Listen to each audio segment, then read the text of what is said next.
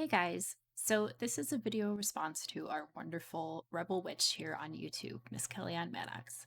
She actually had posted a video a few weeks back about 13 things that made her feel witchy, and I really wanted to jump into it, especially because I really think that it would be a very energetically charging and just all around fun video.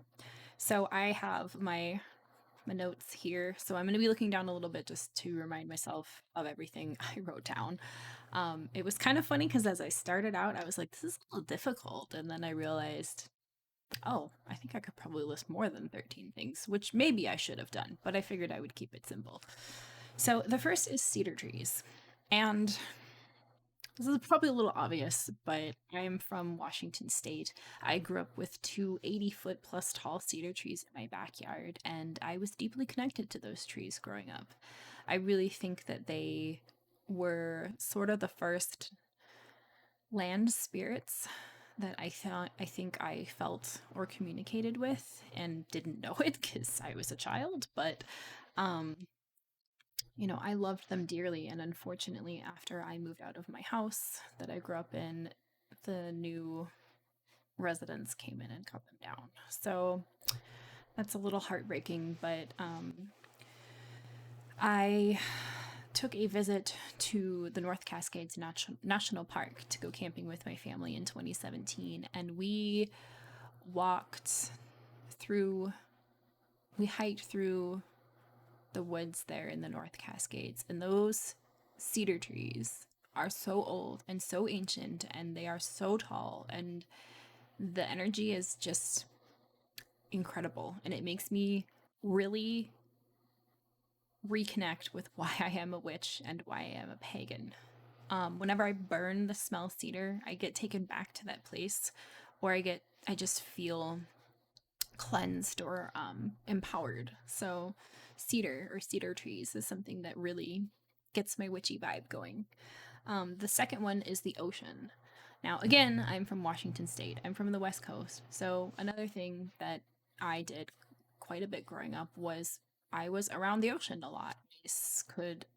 I will never forget the smell of salt air. In fact, I crave it being here in Minnesota. That's not something you smell here in the Midwest. So, um, the other thing that I sometimes will just close my eyes and be able to hear is the waves or the incredible power that is the ocean. It is a remarkable energy source, and it's just something that I've always been deeply connected to. To me, that is also ancestral. My great grandfather was a sailor and he was lost at sea. I have only seen one picture of him too.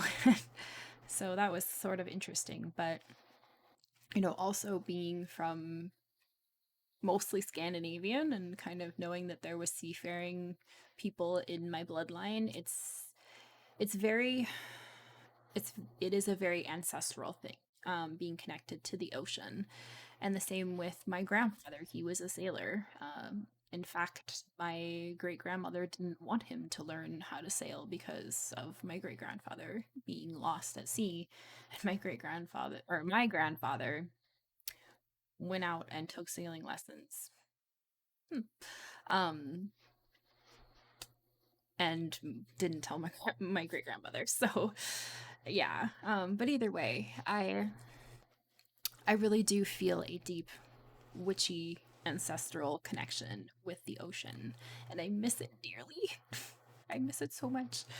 The second one, or the third one, is fire, and I know that this is probably going to be a really common one, but we as witches cannot deny the incredible power of fire. Sitting down at your altar and lighting up candles, if that doesn't make you feel witchy, I don't know what would. Having a bonfire and just the connection that it brings to you and others, or you and the spirits, it's really enticing and powerful. The ability to burn something that no longer serves you, that makes me feel witchy. That makes me feel empowered. And that's actually something I do very often. It was my first spell. The fourth is animal or spiritual. I got to be careful with this phrase. Um, spiritual connections to animals. I am very spiritually connected to orcas and crows, and or crows, ravens, crovids. Mostly, again, this is because of my upbringing, but I have been connected to both since I was a child, more so orcas when I was little, but still now. I adore orcas. They are beautiful creatures, and I've seen them in the wild several times. They make me feel witchy. They make me feel spiritually connected. And lately, it's been crows. I've been very, very connected to crows and seeing them in the wild. And I view them as signs from my deities when I see them. I have been looking to attract them to my yard with feeding and bird bath and things like that, just to kind of give an offering to them in a way. But they definitely make me feel witchy. The fifth one is hiking. I grew up hiking. I grew up camping. I grew up really being around nature, and I think it had a very large hand in me having the spiritual path that I do. I think having all of that time in nature and growing up camping and being in the woods and hiking really laid the path and the groundwork for who I am. So I truly think that it is a deep part of who I am now. And whenever we go on hikes, I feel witchy. I can feel the energy of everything around me, and it's it's a really enticing spark, I should say. That's the best way that I can describe it. The sixth one is connecting with water. I love to swim.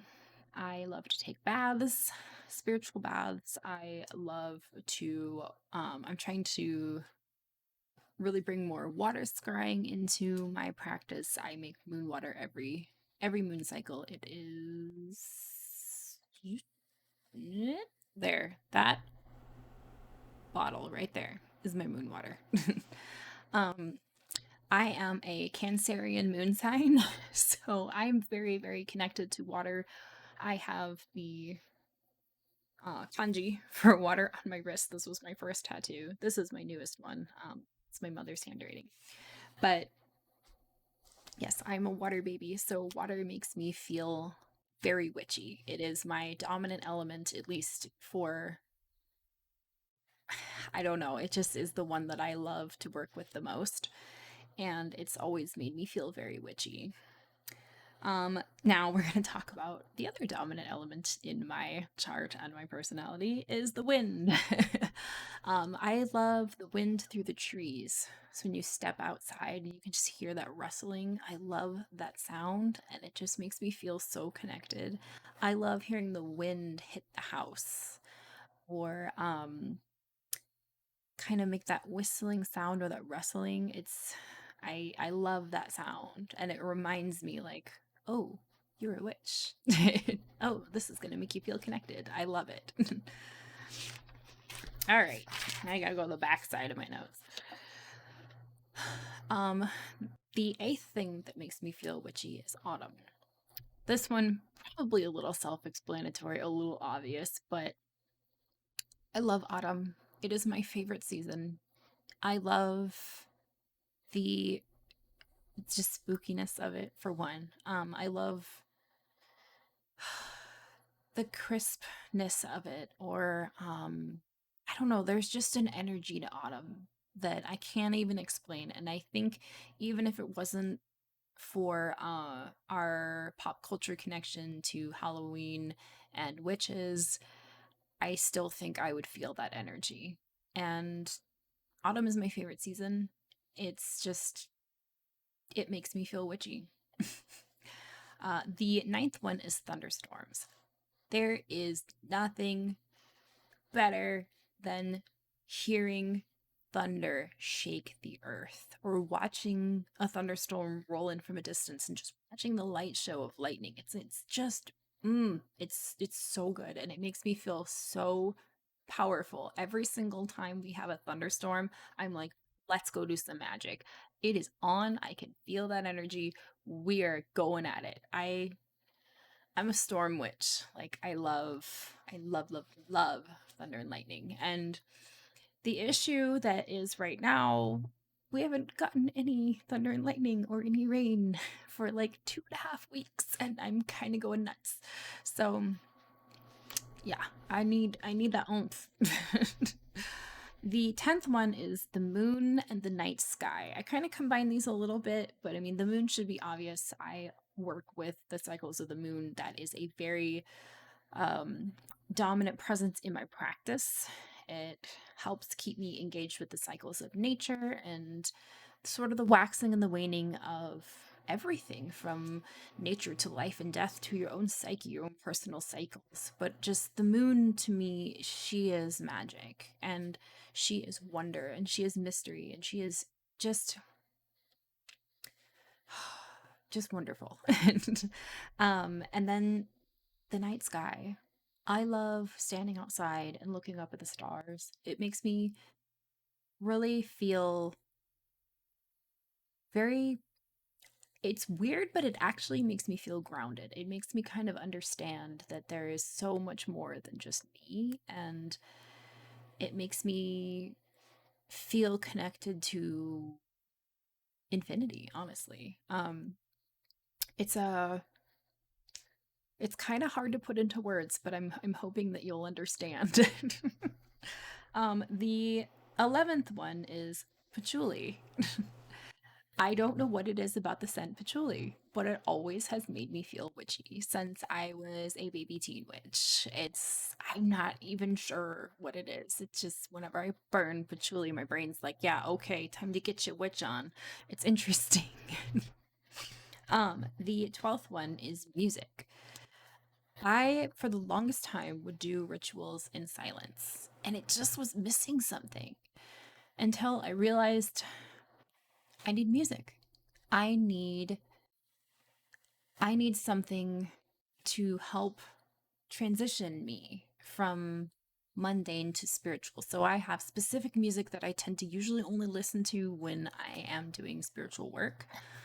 But music was a big game changer in my practice when I started to realize, okay, that I need to be doing that. That's definitely something that my brain needs to move from mundane to magic. And I just realized that I forgot to write a 13.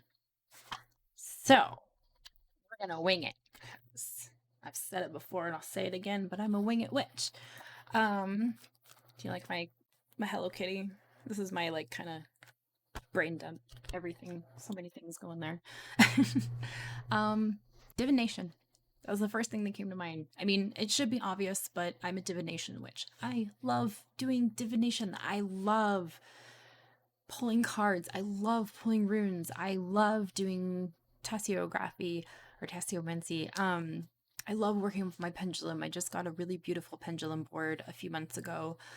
I love divination. I really think that divination was one of the things that kind of helped me turn the corner to my witchhood, to learning more about being a witch. And I think divination helped me understand a lot of my own gifts and how to open myself up, and that I didn't have to feel crazy or, you know, I don't sit at my altar every day, but I try to do at least some divination every day.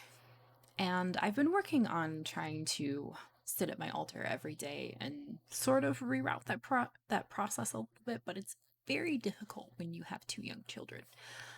Because the moment that I try to concentrate and throw some cards or some runes or something down, my kids come and they're like, "What are you doing? Can I touch this? What's going on?" Um, so yeah.